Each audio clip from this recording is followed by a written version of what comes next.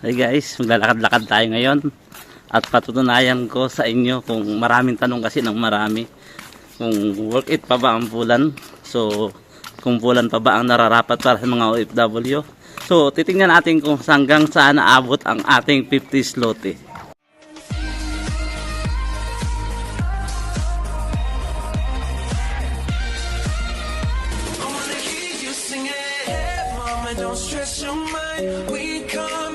Drone kayong aming accommodation, so lakarin ko na lang, di ko kailangan ng kotse ngayong araw, so magchi-chill tayo.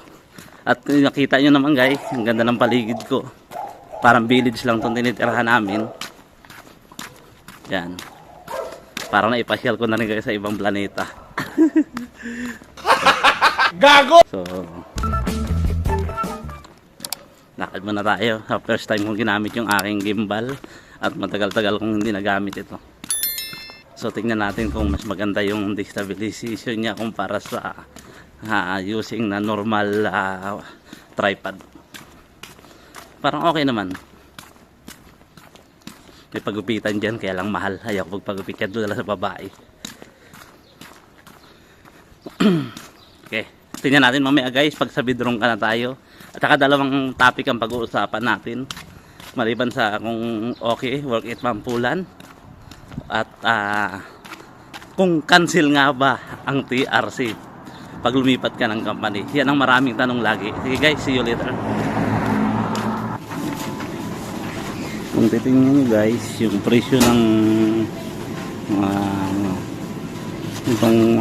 nitong cabbage is nasa 6 zloty lang ang isa.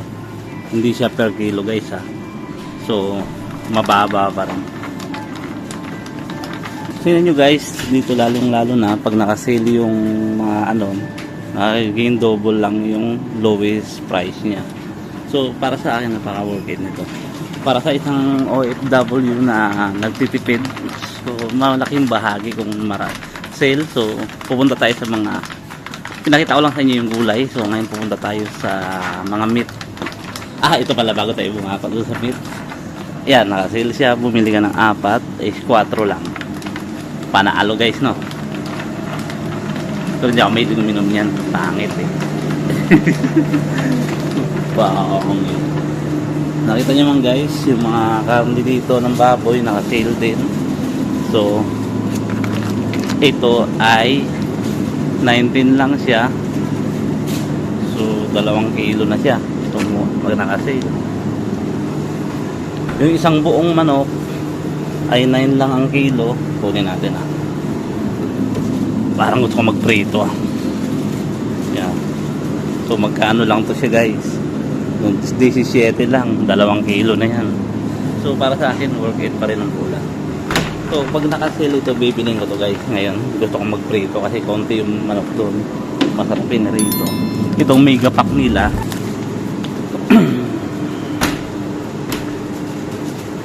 mega pack nila ay nasa 12 lang. So 1.26 kg na to. Panalo pa rin. Bibili natin.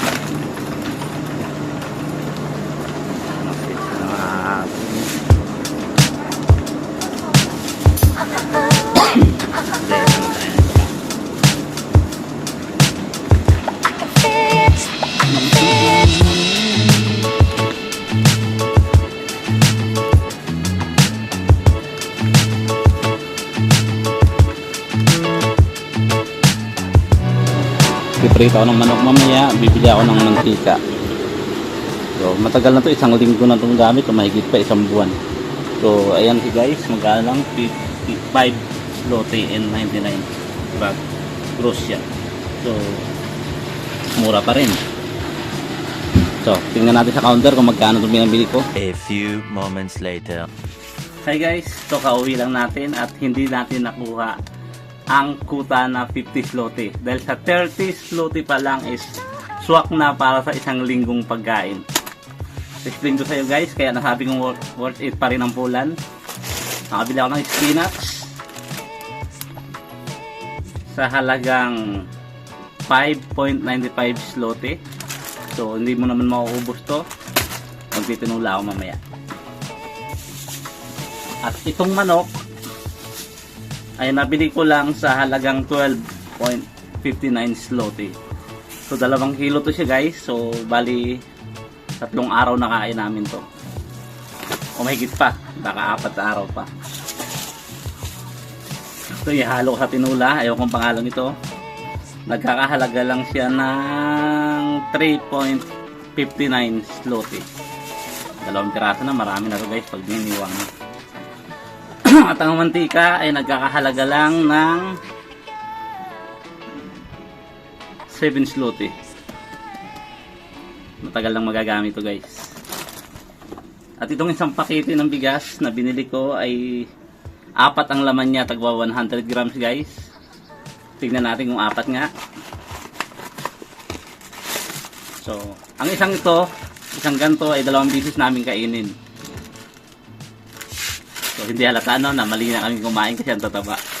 So, kaya nasabi kong worth it pa rin na mag-stay sa Poland. So, kung hindi kayo naniniwala sa suma ng aking pinamili, pupost ko sa screen to mamaya para makita nyo kung magkano lang ba talaga ang nagastos ko. So, ang limit ko is 50 zloty, hindi nga umabot doon para sa isang linggong pagkain yan guys. Kung hindi man 4 na araw. So, worth it ang Poland. Worth it talaga. Talagang talaga. Tayo sa topic kung worth it ang Poland. So, ang gantong gastos guys is napakaliit lang nito kumpara kung sumasahod ko. Kahit minimum lang ang sahod mo dito guys.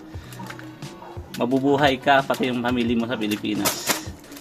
Unlike sa ibang part ng Europe, hindi ko sinasariaan yung ibang part ng Europe na maraming Pinoy ang gustong pumunta doon. Pero para sa akin is the best Poland pa rin. So, dadako na tayo sa ating main topic.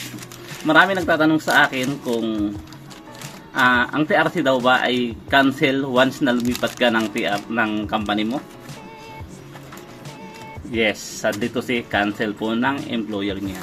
So, kailangan nyo mag-resign muna para hindi nila automatic cancelin. Huwag po kayo mag-run away kasi pag nag-run away kayo at lumipat kayo ng ibang company, automatic nilang i-cancel yan. 2 days lang, bakit i-cancelin na nila yan. Pero kung maganda, mag-resign kayo, kahit cancelin nila, meron kayong 15 days para i-apila o change employer. I-email nyo doon sa Buboy Chief kung anong city kayo nandun. For example, sa Pusnan ako, mag-i-email ako o i-apply ko doon kung mahaba pa naman yung expiration ng TRC ko. I-email ko lang yung Buboy Chief o kailangan ko lang magpadala ng letter galing sa employer kong bago na change employer na nga, kasama yung mga working permit nyo, yung kopya nun. So, kasi 15 days lang ang ibibigay sa inyo guys na para ma-transfer nyo yung inyong employment employer doon sa TRC nyo. Katunayan na sila ng bagong employer nyo, pati yung address nyo, kailangan mong i-change lahat yun. Kasi kung umabot ng 15 days o pataas man o like isang buwan hindi mo siya na-transfer sa bagong mong employer, so magkakaroon ka ng problema na mahirapan ka mag-renew ng iyong TRC. At magiging matagal ang decision, sometimes nagkakaroon pa ng negative decision guys. Kaya bago umaksyon, dapat pag-isipan muna. So yun lang guys, kasi yun ang plan, ang talagang medyo naghihigpitan na rito sa Poland. Sana may napulot kayong magandang kaalaman tungkol na naman sa aking pagbablog. So balik tayo sa topic about TRC naman. So pag hindi mo na sabi nga nila, cancel yan ang TRC mo. Pero magagamit mo pa rin yung TRC mo pag in and out ng country. Yan. For example, valid pa siya as 1 year o 2 years man ang validity niya pa. Pero hindi mo siya na-transfer ng employer. For example, lumipat ka sa isang company, hindi mo siya na-transfer. Kakansilin ng employer mo guys, pero dapat, yun nga sabi ko 15 days, pero valid pa rin siya kahit na-cancel na. Valid pa rin siya i-travel outside, in and out sa ibang part ng Schengen country. Yun ang pinaka doon. So kung wala ka naman plano magtagal sa Poland, so kahit hindi mo na yun siya change employer. Pero mas maganda kung tingin mo worth it ang bulan, kailangan bago mag 15 days i-apply mo yun ng change employer guys. At ito pa pala guys, may isa pa tayong topic tungkol sa hinimay-himay ko na to lahat pa. Wala nang yung mga nagtatanong sa akin na for example nasa Croatia sila, may TRC na sila doon, pwede ba nilang gamitin ang TRC nila sa Poland? Guys, malaking kamalian yun. Hindi po pwede. Big no.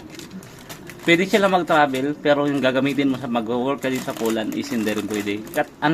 Katulad din ng TRC natin sa Poland, pwede ka mag-travel sa, around sa 28 Schengen country, pero hindi mo siya pwedeng gamitin magtrabaho doon. Pwede ka naman mag-illegal katulad ng ibang ginagawa ng mga ibang Pilipino doon. Wala silang papel. Sorry guys, opinion ko lang to. Pero may visa sila ng Poland. So pag expire ang visa ng Poland, babalik sila doon, magre-renew. Wag yun yung gagawin yung guys.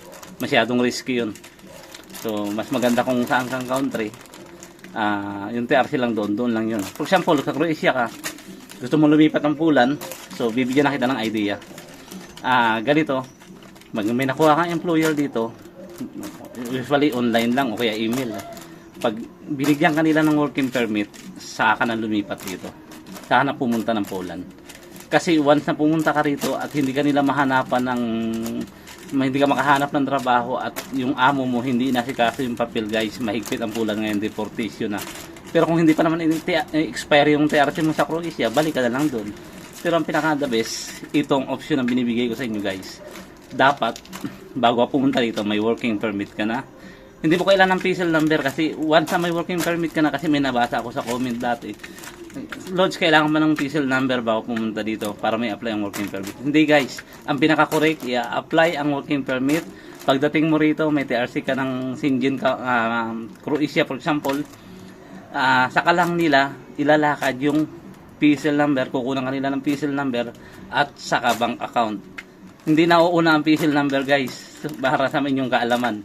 So may nabasa akong comment, sorry, mali yung comment nyo, guys. So ganito kasi yan, working permit, pagpunta mo rito, kukunan ka ng PCL number, saka ka kukunan ng bank account.